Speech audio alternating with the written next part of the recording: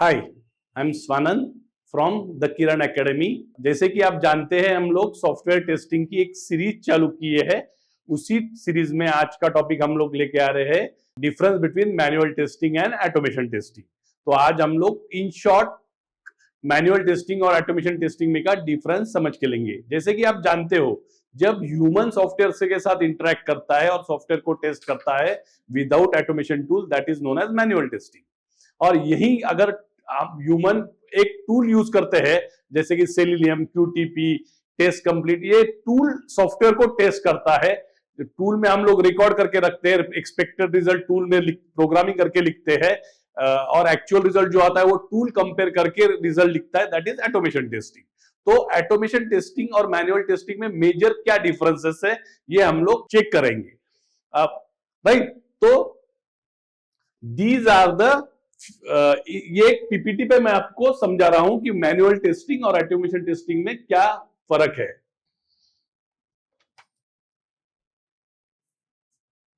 तो सबसे पहले स्पीड, यहां मैंने 3 कॉलम बना है। पहला है क्राइटेरिया, दूसरा है मैनुअल टेस्टिंग, तीसरा कॉलम है ऑटोमेशन टेस्टिंग।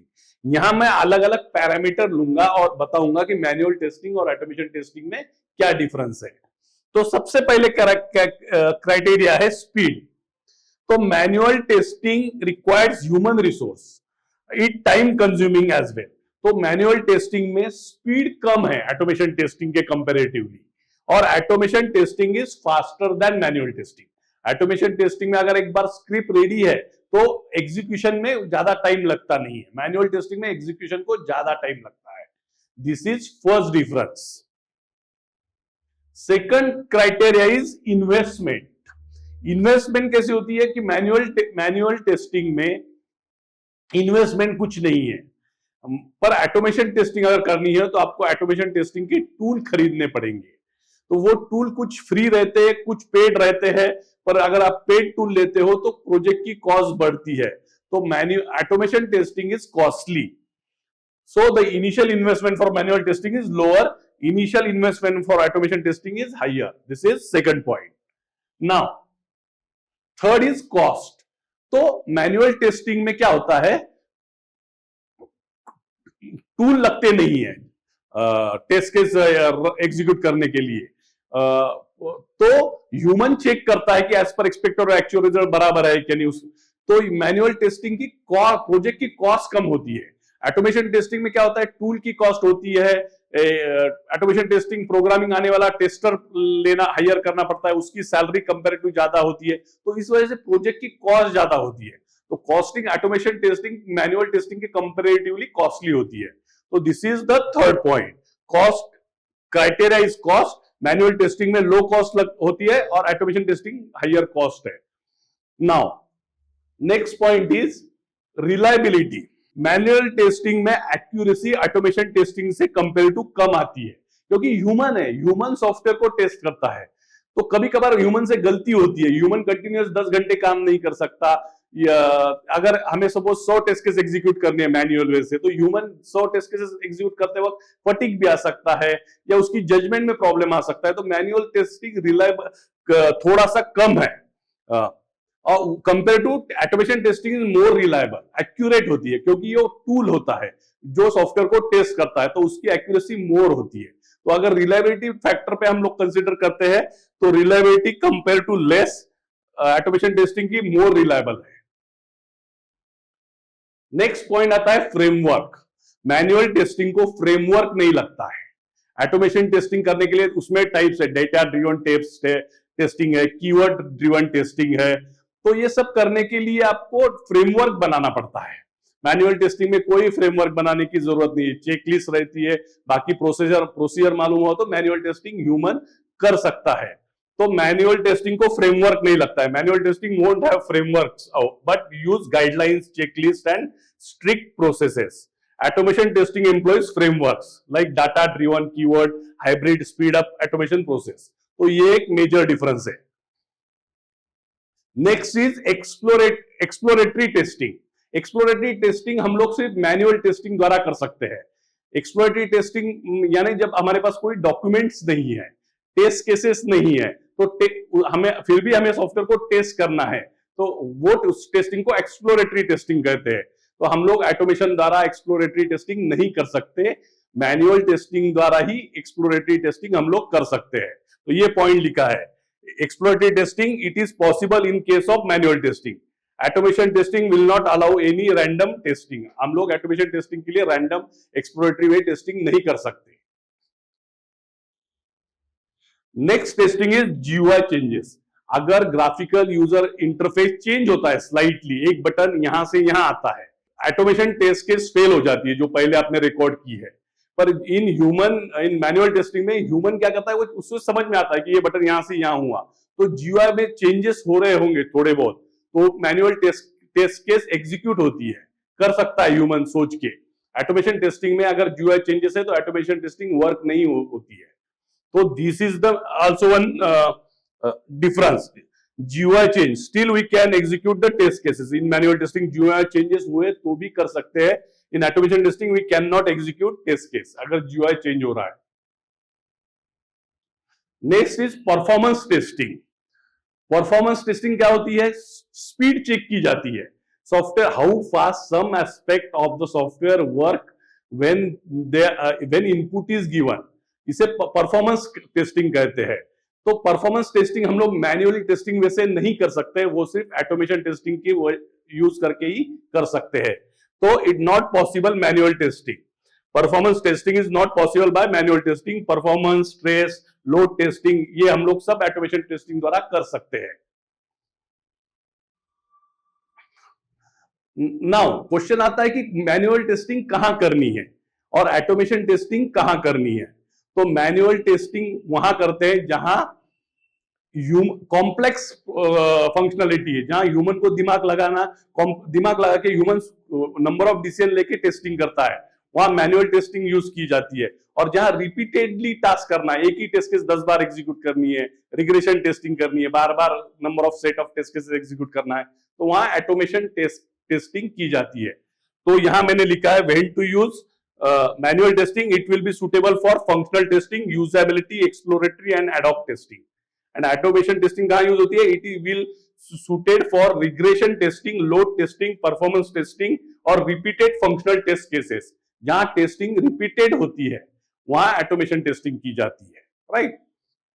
नाउ अब पॉइंट आता है when to choose automation testing. कब डिसाइड करना कि ऑटोमेशन टेस्टिंग कब करनी है और कब डिसाइड करना कि मैन्युअल टेस्टिंग करनी है, राइट? तो ये कुछ पॉइंट्स मैंने दिए हैं। ऑटोमेशन टेस्टिंग ये नीचे के पॉइंट्स होंगे, तो ऑटोमेशन टेस्टिंग आपने सेलेक्ट करनी है। It would help if you can run repetitive test cases frequently. अगर एक 50 टेस्ट केस आपने लिखी है और आपको दिन में 10 बार वो एग्जीक्यूट करनी है 50 टेस्ट केसेस, तो इस रिपीटेड वर्क है, तो हम लोग सजेस्ट करते हैं कि ऑटोमेशन पे जाओ, वो टेस्ट केस ऑटोमेट करो, क्योंकि वो बार बार आपको एग्जीक्यूट करनी है। मैन्युअली ह्यूमन में फटीग आ सकता है, एरर आ सकती है, टाइम ज्यादा लगेगा, तो वो टाइम में हम लोग सजेस्ट करते हैं कि go for automation testing. Second आता है you have large volume of test cases to cover. अगर मुझे 500 टेस्ट केसेस दिन में एग्जीक्यूट करनी है तो मैन्युअल टेस्टिंग में सोल्यूशन नहीं है। I will suggest that go for automation testing, क्योंकि वहां एक बार टेस्ट केसेस लगा दी तो विद इन 1 आवर वो एक के बाद एक ऑटोमेटिक एग्जीक्यूट करता है और रिजल्ट दे देता है। तो जहां number of test cases, volume है, बहुत ज्यादा टेस्ट केसेस एग्जीक्यूट करनी है, वहां हम लोग बोलते हैं ऑटोमेशन टेस्टिंग करनी चाहिए। थर्ड आता है consistency and accuracy are crucial. जहां एक्यूरेसी बहुत क्रूशियल है, ह्यूमन में एक आध बार एरर आ सकती है, पर ऑटोमेशन टेस्टिंग में accuracy more than manual testing. तो जहां एक्यूरेसी और ज्यादा क्रूशियल है, वहां हम लोग सजेस्ट करते हैं ऑटोमेशन टेस्टिंग की तरफ हमने जाना चाहिए। Now you have limited test resources. जब हमारे पास कंपनी में कम रिसोर्सेज है टेस्टिंग के लिए, 3 है या 4 है, तो मैन्युअल टेस्टिंग को बहुत टाइम लग सकता है। तो जहां रिसोर्सेज भी लिमिटेड है, वहां हम लोग सजेस्ट करते हैं गो फॉर ऑटोमेशन टेस्टिंग। और आखिरी आता है यू वांट फास्टर फीडबैक। हमें इमीडिएट फीडबैक चाहिए, रिपोर्ट जनरेटेड चाहिए, तो वो टाइम में हम लोग सजेस्ट करते हैं कि ऑटोमेशन टेस्टिंग वो पार्ट की करनी चाहिए। So these are the 5 points to choose automation testing. कहां ऑटोमेशन टेस्टिंग करनी चाहिए? Right. Same way manual testing कहां चूज करनी है? तो manual testing you need to test complex user interaction और एक्सप्लोर एज केसेस, जहां कॉम्प्लेक्स फंक्शनैलिटी है, जहां ह्यूमन जजमेंट बहुत मायने रखता है, कॉम्प्लेक्स फंक्शनैलिटी वो हम लोग ऑटोमेट नहीं कर सकते, वहां उसके लिए मैन्युअली इंटरेक्शन जरूरी है सॉफ्टवेयर से टेस्ट करने के लिए, तो वहां हम लोग मैनुअल टेस्टिंग करते हैं। दूसरा, usability testing is a priority. Usability testing क्या होती है? हमारा सॉफ्टवेयर कितना फ्री है यूजर के साथ कितना फ्रेंडली है।